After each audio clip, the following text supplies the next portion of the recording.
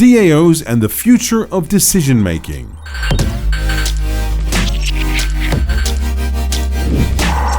With Edwin M. Mavarro, Brickken.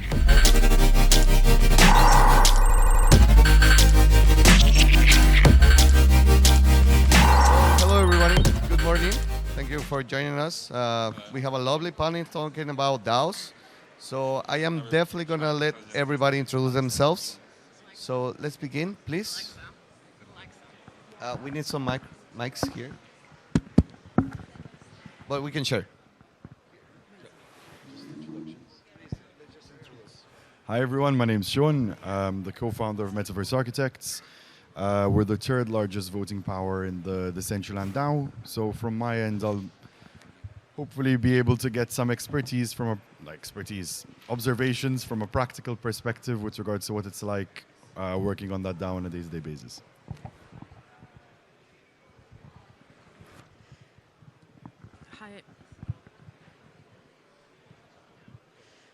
Hi, my name is Aleksa. This is not working.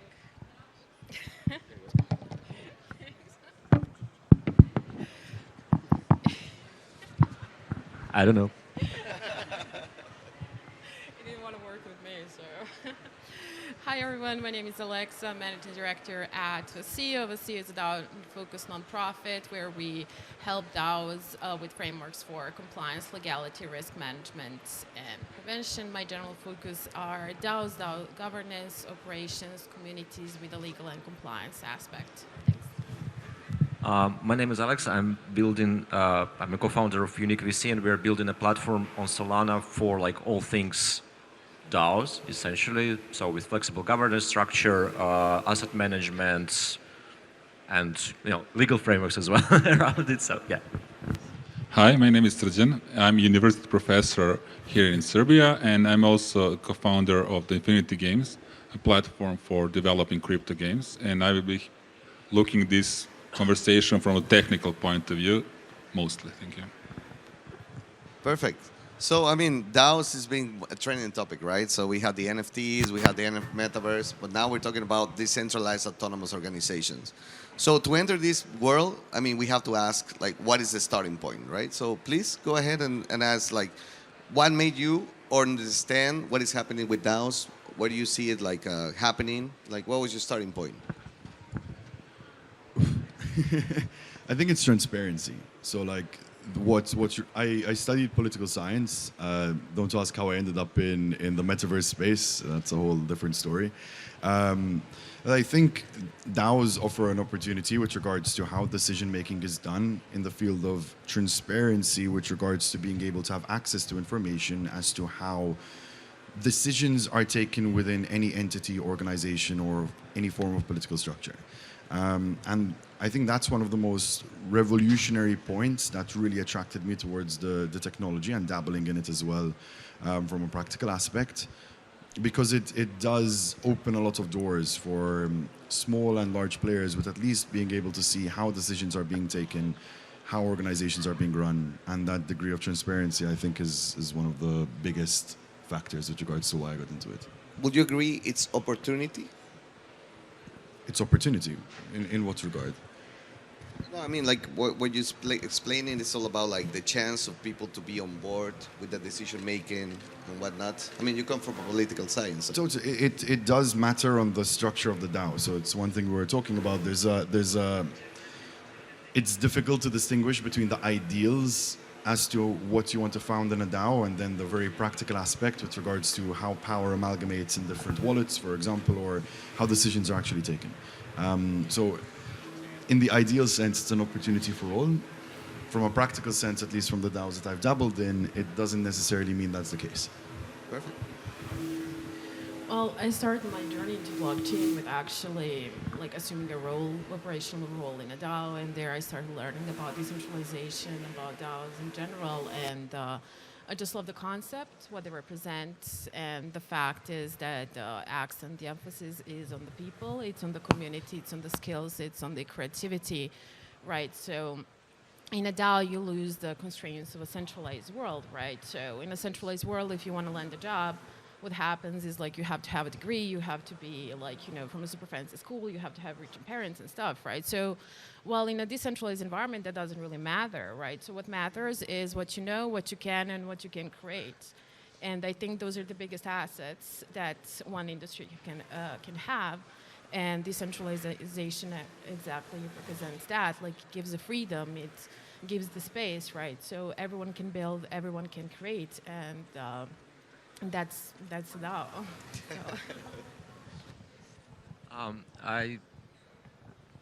I started in blockchain in like 2016. Been doing both crypto and enterprise, so permission chains, since then. And basically, for me, blockchain as a technology was more about, and is in the first place about collaboration, right? How we can interact and collaborate better as human beings.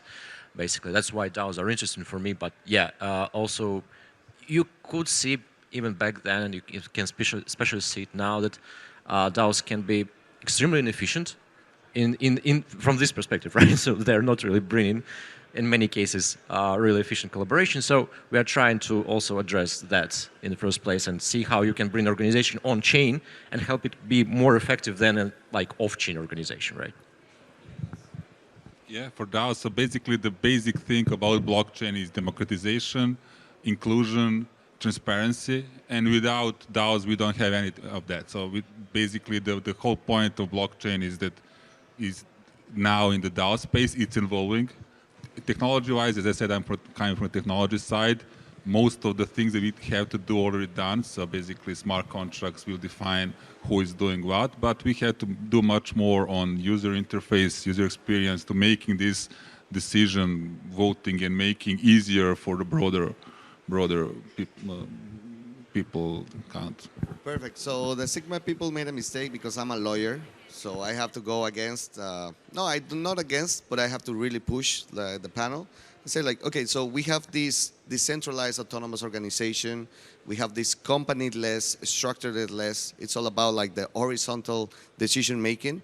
So now, what is the difference between me incorporating an LLC, limited liability, I limit my liability, and the DAO? Like, why would I go the DAO way? Well, they're gonna kill me. Thank you. Sorry, guys. That's a really good question from the perspective of how most DAOs are working from a practical aspect. So I can use the Decentraland DAO as an example. I'm not an expert in any other DAO, but when it does come to Decentraland, we're the third largest voting power in that space and constantly work towards trying to shape that platform and that metaverse space. The difference isn't too stark.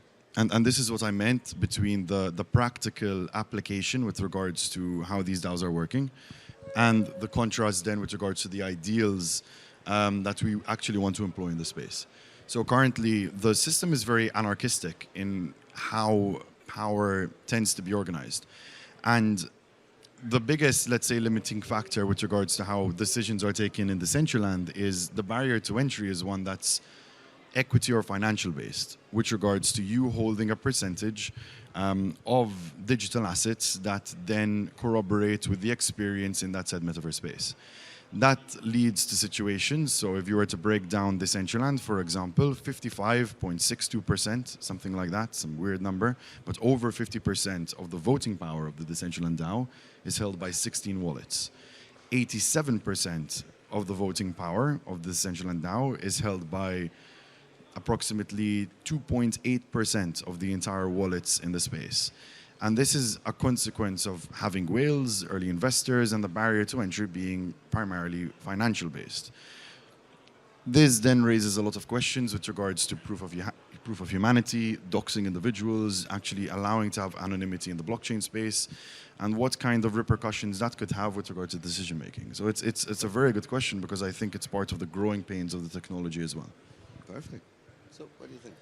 Well, if you put like DAO, DAO and LLC, it really depends what you want to achieve, right? So, I mean, like in what level of power do you want to have, right? So if you're thinking DAO, right, so then you're assuming decentralization and the power is given to the community, right? So if you're talking LLC, then you're assuming yourself as a CEO and the one holding all the power along with other C-level executives. So it's really like depending on what you want to achieve as a founder, as an initiator of the project, right? But if you're talking about incorporating DAOs and LLCs, like in terms of like limiting unlimited liabilities of the members, right? Yeah, of course, like one should do that because what needs to be done is like there needs to be like investor protection in place, right? So the DAO assets protection in place, right? So, but then again, we need to be aware that every incorporation of a DAO as an LLC does carry certain risks, again, of centralization, and basically the DAO assets are not DAOs anymore because they belong to the LLC and to that CEO, right? So it's really a question of what you want to achieve and how you look at your community, right? So if you're just looking at your community as a bunch of people that are willing to give you money for you to fulfill your vision, right? Well, then, you know, that's the atmosphere you're going to create in your DAO, and that's how your DAO is going to be successful based on how you treat your community, right? So it's a great question for sure, but it's a very broad. And it really needs to determine, like, what do you want to achieve? What is your end goal with initiating and doing that? Yeah, I agree. In general, like, it's a very fragile balance between, like, you know, centralization and decentralization, right? Because on one hand, yeah, you can go completely centralized, and that's what, like, you know, a lot of people try to, or idealistically think they can try to solve with DAOs, right? But on the other hand, they also, in many cases, default to this, like, you know, reminding of Monty Python's bit, remember, right? It's like, you know, we are an anarcho-syndicalist commune, right?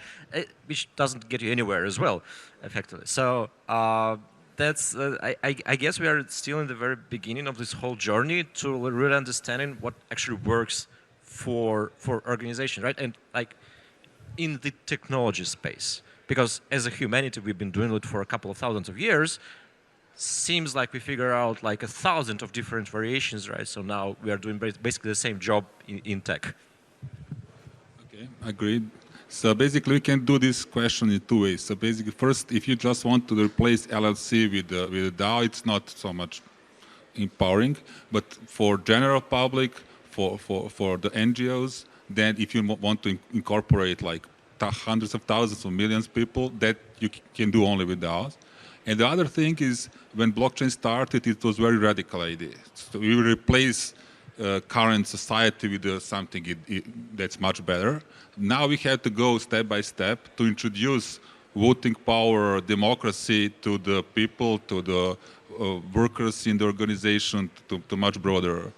It's easy here in Serbia or in Europe where democracy is relatively stable, but there are countries that we really need to democratize. First, to give a power to people, at least to vote for something, and then we will build on it. So it will not be a radical change, but step by step we will get our power back to the people. Perfect. Look at the answers. I was like, okay, I'm not a lawyer anymore. So, I mean, I think there's a lot to learn, you know, when you talk about Web 2 to Web 3 or Web 3 to Web 2.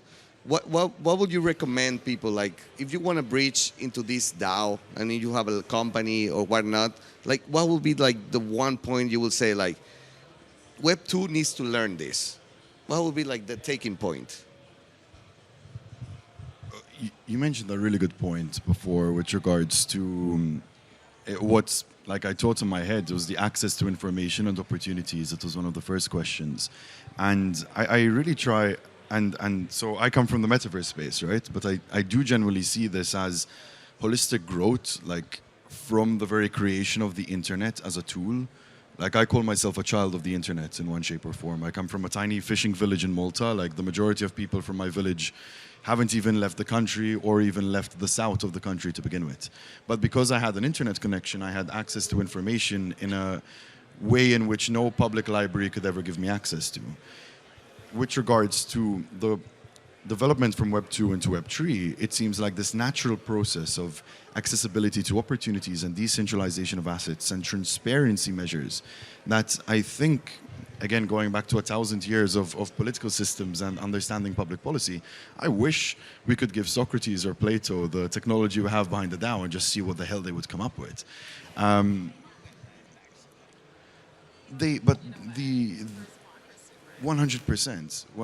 Like they said, like they did come up with that 100%. What they did not have was a tool that could That's it. That's it. And this is where, like, fun fact. Yesterday was the 31st anniversary of the opening of the World Wide Web. So the first web page ever launched by CERN was 31 years ago yesterday.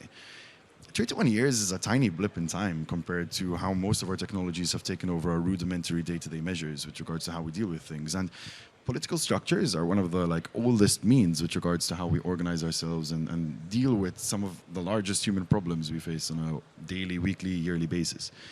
So I'm going to stop because too much time, but I'm excited for that with regards to how this is going to develop in that regard. Well, when it comes to what Web 2 can learn from Web 3, I mean, I would say the list is long, right? But what I would begin with is the fact that I think the Web 2, when you look at it, how it's structured, goes the money first, people second, while Web 3 is the opposite, right? So people first, money second, right? And that approach actually gives the ability to create a lot more, because you let the people express themselves. You let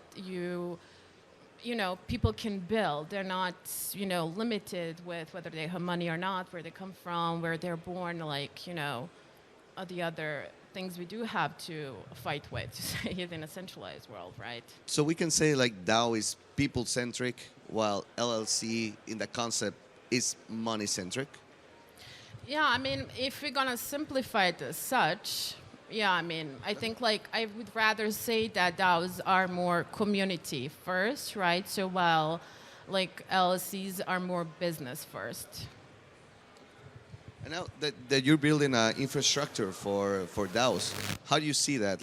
What is the pain point that you really need to solve that pain?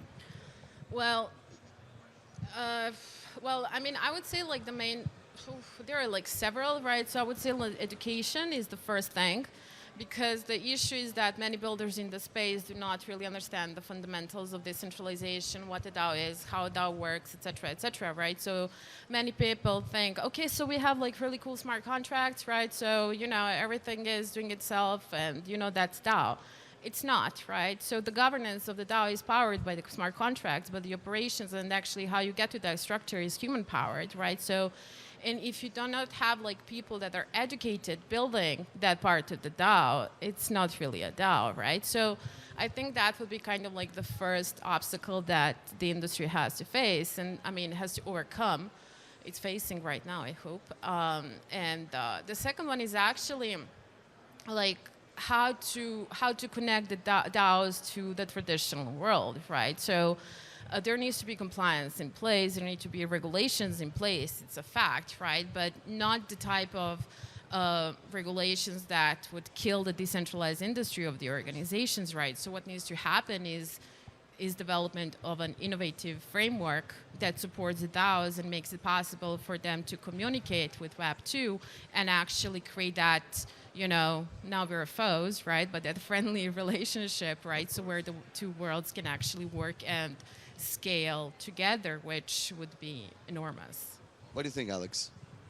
What we actually see a lot in these communities that we work with, right, that come to us as an existing DAO, for example, and we discuss the transition to our platform, and we're like, okay, so what's your community? Like around 5,000 people, for example, right? And do you want to bring all of them? They're like, no, 20. Right, because in the end of the day, those are the active people in the first place. And the second, for me at least, it turns out that decentralization is about creating more leaders rather than bringing everybody in, right? Because it unfortunately doesn't work like that. Unfortunately, majority of people don't want to do anything, right? They really want to be in the backseat, unfortunately. But if you invest some time and educate as much as possible, you can create more leaders. So from these 20, you'll get 100 people who are doing something, right? And that's kind of the progression we do see, at least right now. All right. So we have a professor. What would you tell your future students?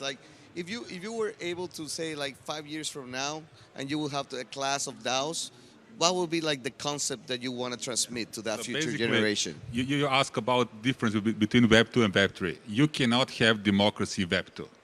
Why? Web 3 is decentralized, is immutable, so nobody can change my vote, and it's total transparency. So once I set my vote from my NFT to the system, nobody can ever change it.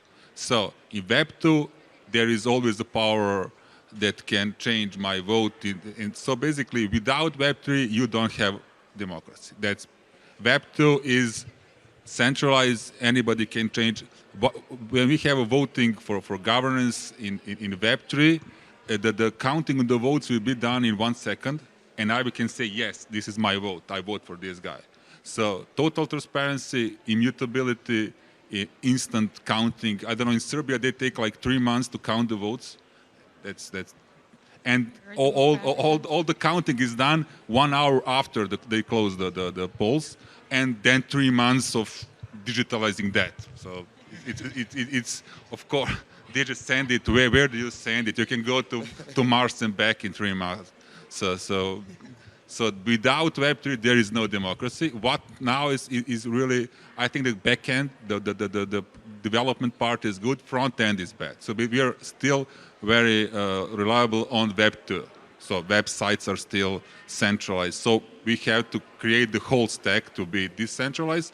And the next step really to have the people who want to, we have to involve all the people to really want to have this kind of power, because now people don't believe in democracy that much anymore, and they say, whatever I do on the polling station, it's already decided.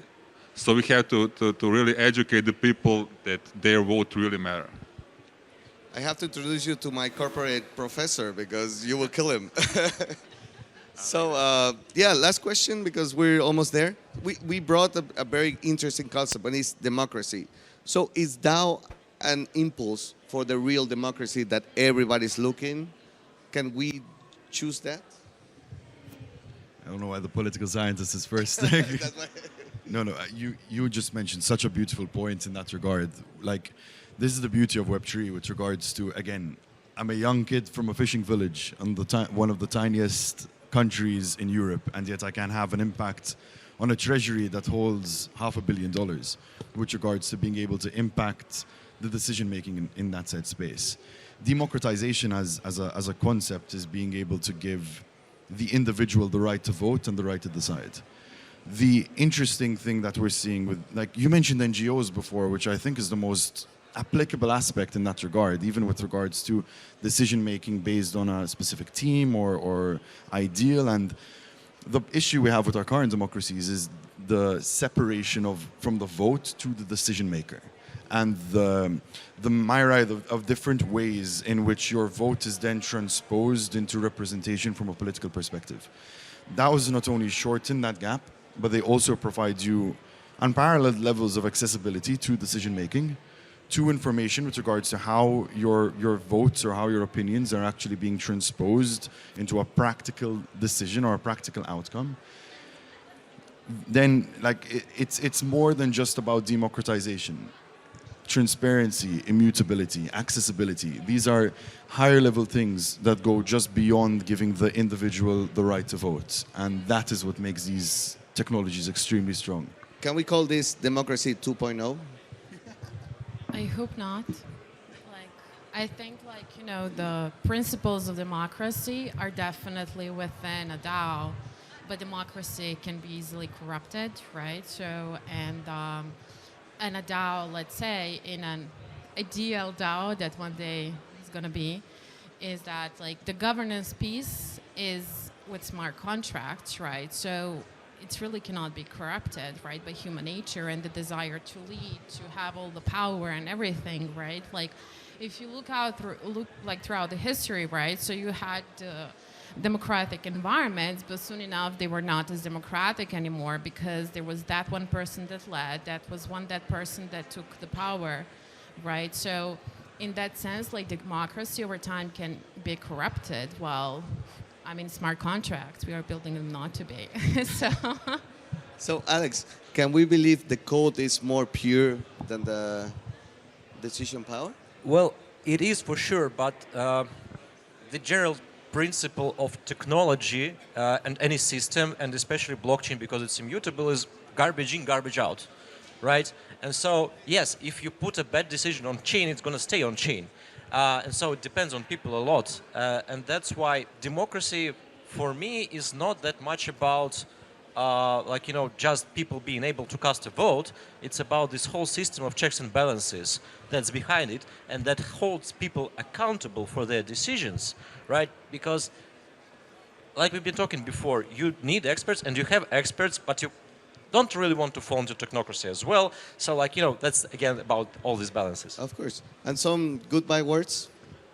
For the end, technology is now growing very fast, but we will need much more steps in order to really live democracy in the DAO in the following years, hopefully. Perfect. So thank you very much for having this. I really enjoyed the conversation. Hopefully you guys enjoyed it as well.